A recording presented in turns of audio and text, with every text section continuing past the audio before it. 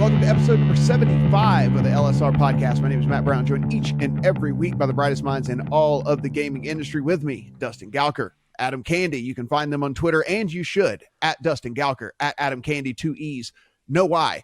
If you hate yourself, you can follow me on Twitter, at Matt Brown M2. Today, we are going to talk about, we have some numbers, and we always like to talk numbers on here for sure. We're going to talk about Tennessee and what is going on there. Going to talk about that big news from William Hill and Caesars as well, but let's kick things off here, Dustin. The kids wanted to take away our DFS and our sports betting and all the things like that by stealing all of our Bitcoins or something. Yeah, I'm not sure exactly what the point was, but yeah, the fantasy sports industry in general, and DraftKings and FanDuel more in particular, were impacted by a sports data provider, Stats Perform, being down for a while because of what we understand to be a ransomware hack, and it definitely wreaked havoc. I assume you, as an avid DFS player, were aware of all of this, and people were very not happy about everything being down. DraftKings, we understand, switched to another data provider as a workaround.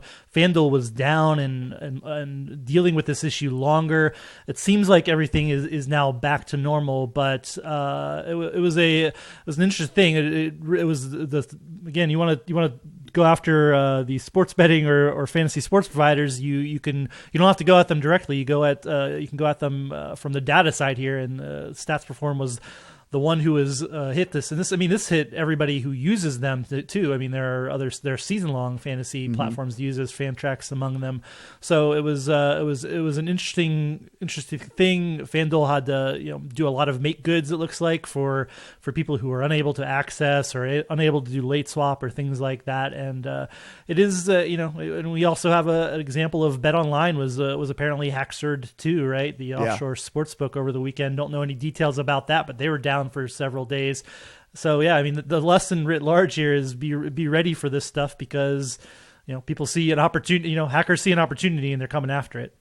Yeah, Adam, this was like the thing where you look and you're like, oh, well, they didn't even hack the actual sites themselves in order to make everything horrible for the customer base and things like that. So you're sitting back in your DraftKings and your FanDuel and you're kind of like, it's not even us. Like, it's not even us. It wasn't even us. I don't know, what to do. And look, I think, as Dustin mentioned, DraftKings at least had a plan in place. FanDuel came off fairly bad in this whole deal because their communication to the players and to people out there was not the greatest. And there was a whole bunch of people who were just wondering what in the heck was going on and weren't really getting a clear kind of concise definition, explanation of why this was going on. And so a lot of people were like, hey, I've got, X thousand, X 10 of thousands. Some of these guys play hundreds of thousands of dollars on these sites a week that is kind of just hanging in the balance right now. I would really, really like to know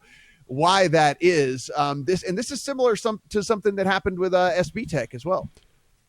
I think the reason that DraftKings was as well prepared as it was is that they've already been through this, right? Like, you've already been through it with SB Tech, and so you have some expertise there in terms of not necessarily quite the same as a provider, but someone who you're trying to integrate tech with, and that's really what we're talking about here, is anyone that you're trying to integrate tech with, you have this potential issue hanging out there, this vulnerability. When we were talking about the FanDuel soccer bad bet from a few months back, that was something that FanDuel ultimately blamed on a third-party software provider. So, as Dustin mentioned, these holes are there to be exposed, not just for DraftKings or FanDuel, but for anybody who is that reliant on technology. And it's not just a matter of saying own your own tech stack, right? Because obviously FanDuel's been doing that for quite a long time. Data providers are always going to be third party unless somehow they're ever brought under the umbrella of another company. But as of now, that doesn't seem plausible at all. And Dustin, I think the other thing here that kind of one of the deals that I was trying to dig into, because I was like, well, if this is affecting DFS, I wonder if this is affecting player props on the sports betting side of things, because that would kind of go hand in hand, right? I mean, like how many receptions a guy has and how many yards he has and how many touchdowns he scored. Seems like that's right along kind of in sync with what's going on on the fantasy side of things, but that was not the case. Apparently all player props and everything, so which lets me know that there's a different mechanism for all of that on the sports betting side of things than there is on the DFS side of things, which I also thought was a bit curious that if you're, it seems like it's the same type of data that you're taking to grade these sports bets as you would, update these stats for the fantasy side of things. So that was one of the things I dug into, but apparently everything on the sports betting side was perfectly fine. Yeah, absolutely. It's interesting. We maybe just haven't gotten to the level of efficiency yet in the U.S. market where all this stuff is under one house. I mean, DraftKings and FanDuel have been doing DFS for a long time. There's another whole ecosystem related to sports betting, so maybe that all gets under one house, maybe not. But yeah, we didn't see anything on the sports betting operator side affected by all of this, which is obviously good news.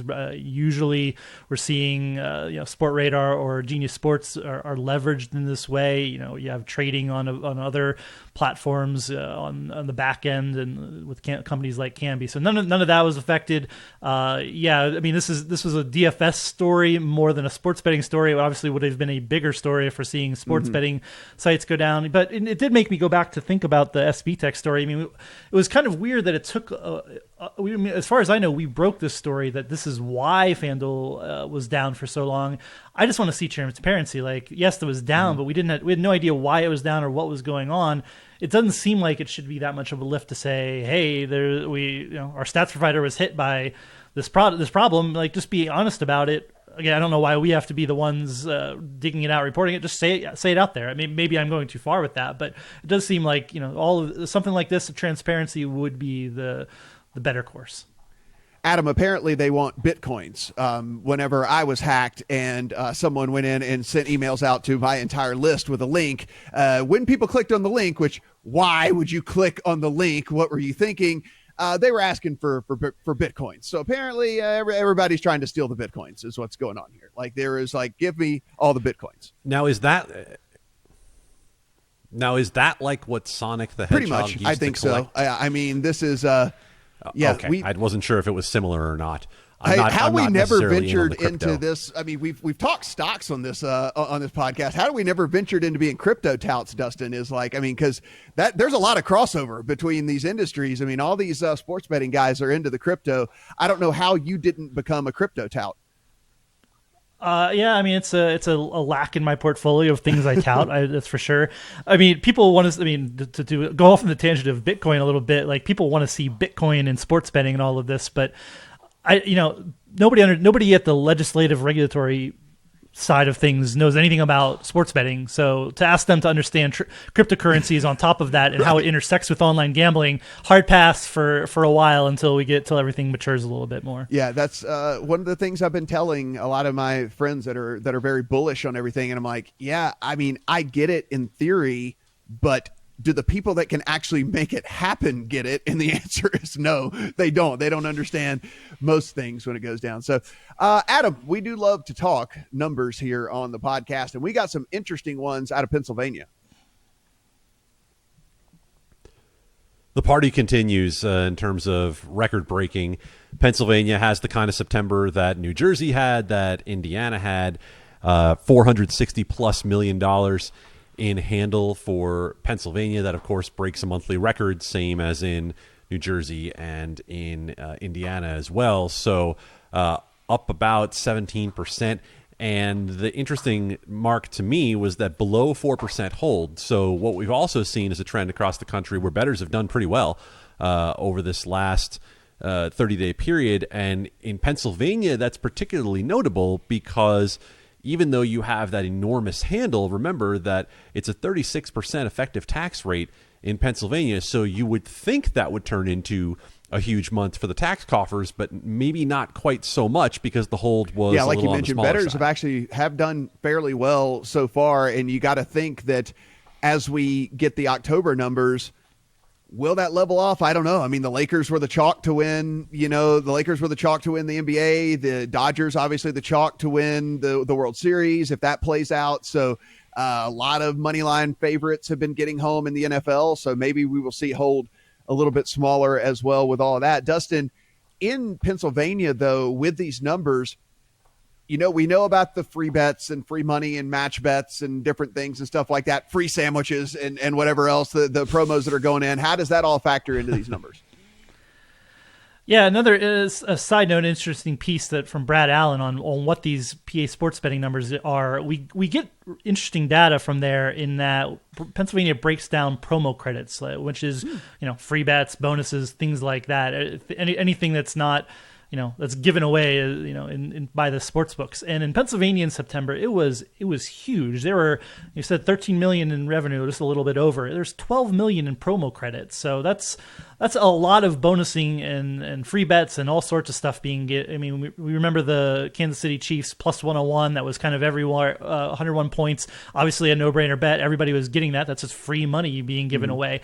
And as an operator, it's kind of smart to be doing this because you're getting taxed on that net revenue, and you're dealing with this high tax rate that we said would be, obviously said over the time would be prohibitive, but they've written into the law and the regulations is that you can offset with promo credits. So why not in Pennsylvania spend a lot of money on promos and give a lot of money away? And we saw just tons of money be given away by the biggest operators. DraftKings only had $1 million in revenue, but gave away $2.3 million in promo credits. So they're actually giving more away than they got in revenue. Barstool, its first week, lost money just booking, and also gave away $2.1 million in promos.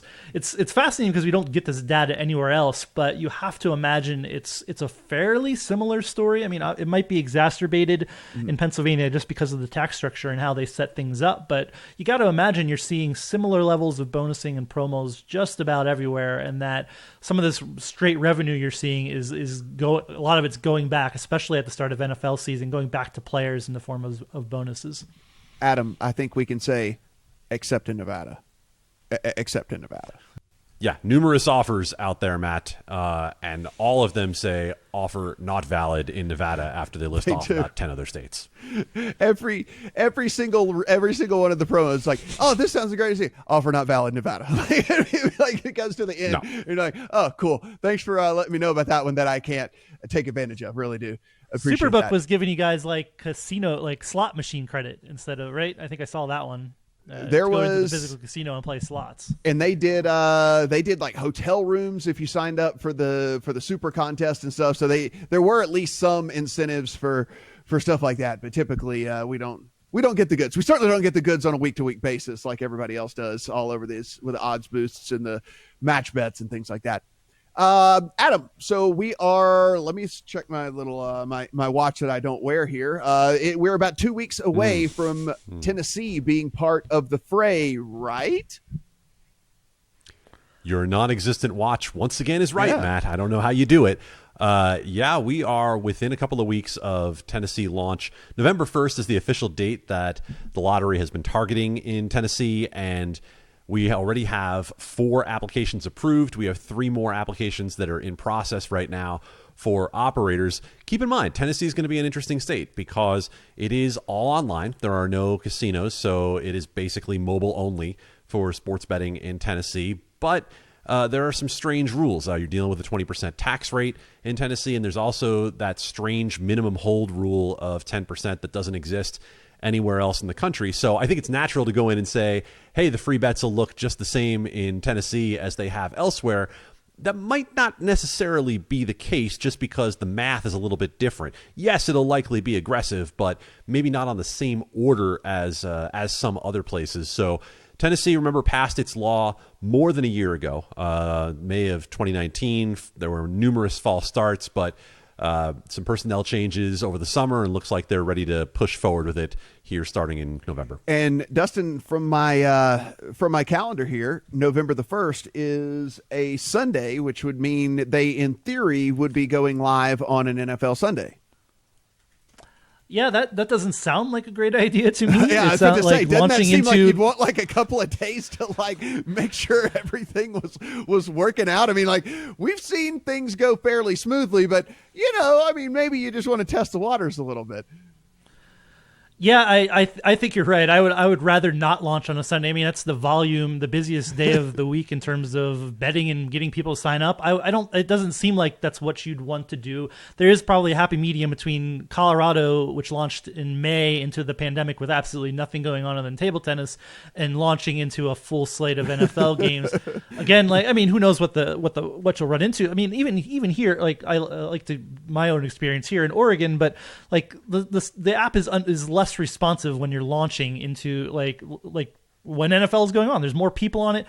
Like, your first day should not be the heaviest load, give people a bad user experience. Who knows? This is 3 of the 4 operators that will go live are DraftKings, FanDuel, and BetMGM. They obviously are pretty aware of what they're going to run into.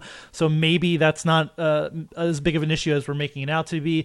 It's also weird. We had a recap of the latest meeting about sports betting in Tennessee from our Matthew Waters, and he was saying how like the content of that meeting, they're still working out wording of sports betting regulations. Like, that's a weird thing to be doing a couple weeks out from launch. Like, you think that stuff would be squared away. Right. So I don't know. There's also the possibility of a soft launch. They've been floating that in Tennessee of go live for a few hours. The days leading up to it, it's up to November 1st, and then a full launch. So all of this is on the table. Very fluid situation, but we'll obviously keep you up to date whatever's going on in Tennessee.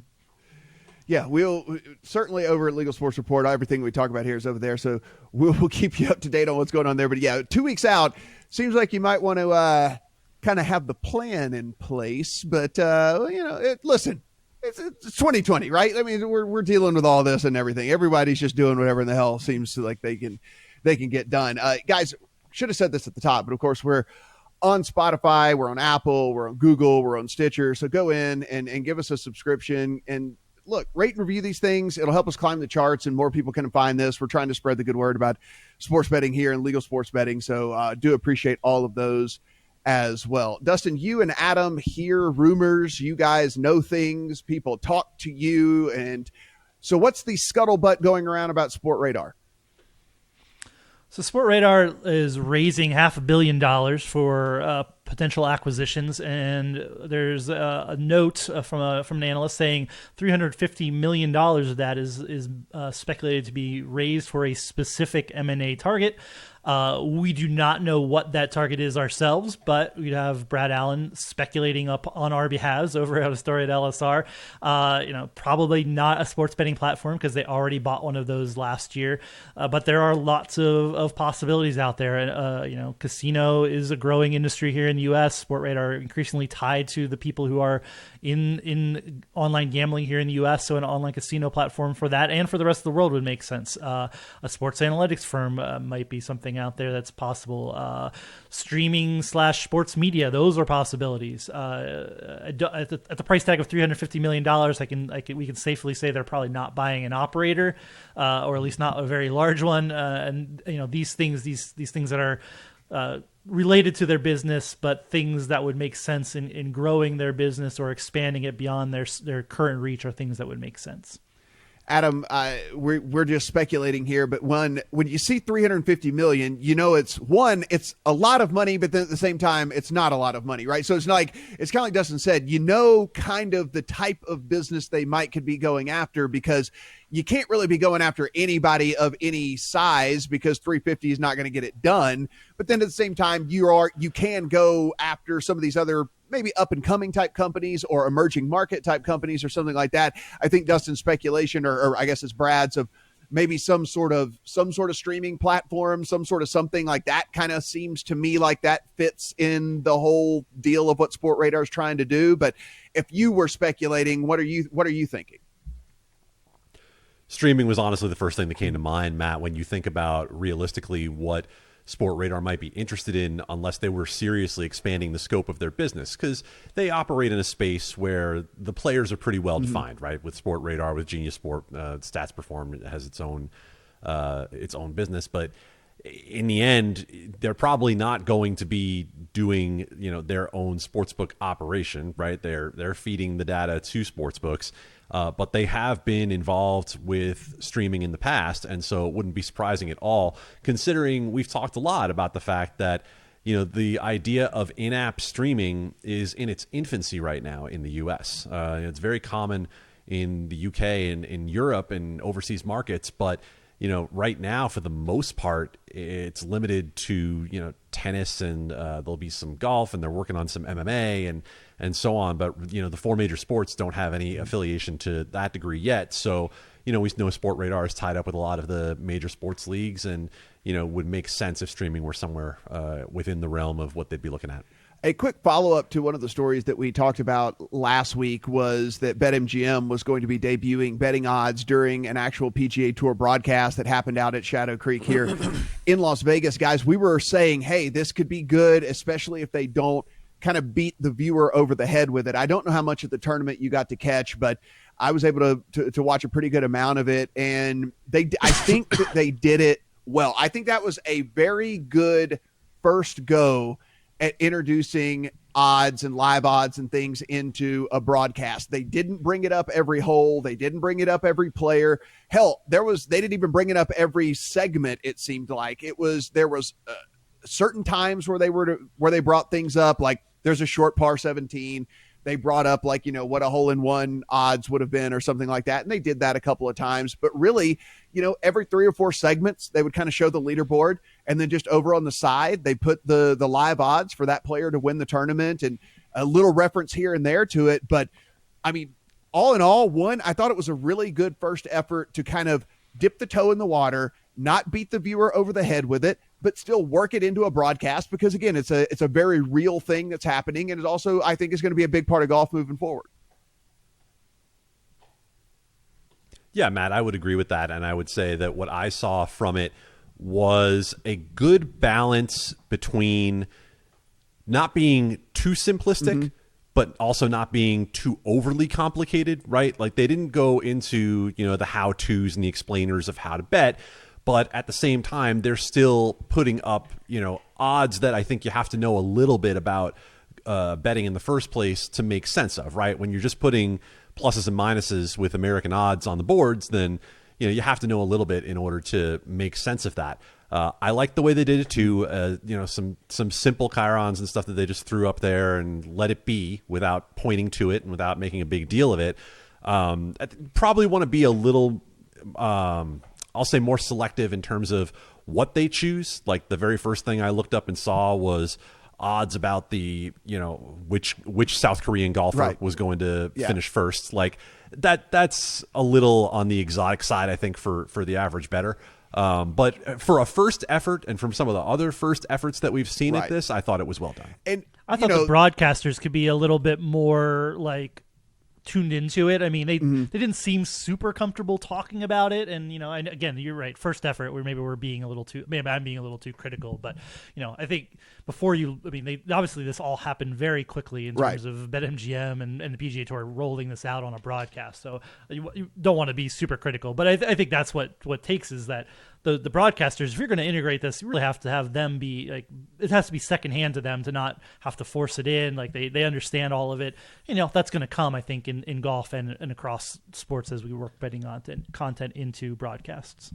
Yeah, one of the things that they did, which I thought was good, was when kind of a fun bet was fitting the narrative, they kind of popped it up. There was one, would a golfer birdie 17 on all 4 days? And Terrell Hatton had birdied it the first 2 days. And so they brought it up on the third day when he's standing on the green there, because it was plus 12,000 or something like that for someone to birdie it all 4 days in a row or something. And so, I think little things like that, the average viewer goes, oh, and would that be neat if he did that? Or so, it just kind of adds a little bit to the deal. And, the fact that less was more to me for this first go at it. And the fact that they didn't kind of go super, super heavy with it was probably the way to go about it. And look forward to, what they do next. I imagine we just got the announcement that the match 3 is going to be happening. That's going to certainly be, focused around some sort of gambling. Two of the biggest gamblers that we openly know in sports, in Mickelson and Barkley, are going to be participating. So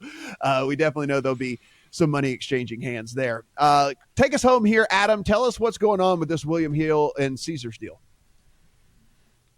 This has been an interesting one to watch because it started out just sort of a speculation and rumor, and then it became Caesars basically holding up the hammer and saying, go ahead and reject our bid. We'll just end the partnership. And then, the bid being initially agreed upon. But where we are right now is this still needs to be approved by William Hill shareholders.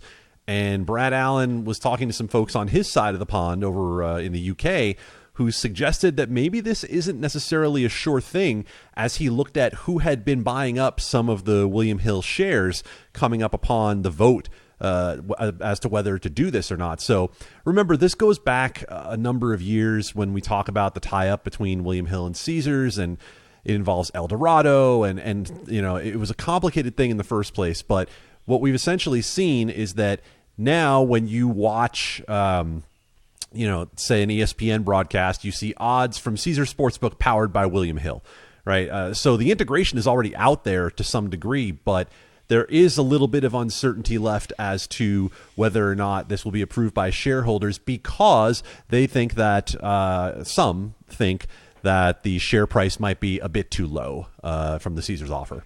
Dustin, do you remember when we made an announcement here on the podcast about a deal being struck between Caesars and DraftKings, and then we never heard anything about it ever again in the history of all news? Like, that was like the craziest thing. Like, I've never seen something just disappear into the ether like that announcement between Caesars and DraftKings. It's like, hey, there's a partnership with Caesars, DraftKings, and then no one ever spoke of it ever again. Yeah, it's like I don't know what it's like. It's like your family doing something embarrassing at Thanksgiving and you just never talk about it again. I don't know, but yeah, it's wild that was a major story when it happened, and then there's never any evidence of it being put out into the wild, and that it just went away. I've heard scuttlebutt about it, but nothing that we could possibly report on the record. But yeah, it is a wild time to remember that was a thing and is no longer a thing anywhere in the world. Yeah, it's like neither company wants to talk about. You ask either one, they're like, I don't even know what you're talking about. I don't know. I don't going to talk about any of that stuff. So yeah, it's pretty great, guys. Everything that we talk about here on the podcast, you can find at sportsbooks.com. You really should follow Dustin and Adam on Twitter for great commentary and sharing all of the stuff. Over here at Dustin Gouker, at Adam Candee, why, and again, you can follow me at Matt Brown too. If you'd like to at LSP? What is I've been saying it for 75 episodes. No, it is. Stop pretending like you don't. LSP report is Apple, Spotify, YouTube. Give us a subscribe, rate, review. We do appreciate all of that. For Dustin, for Adam, I'm Matt. Talk to you guys next week.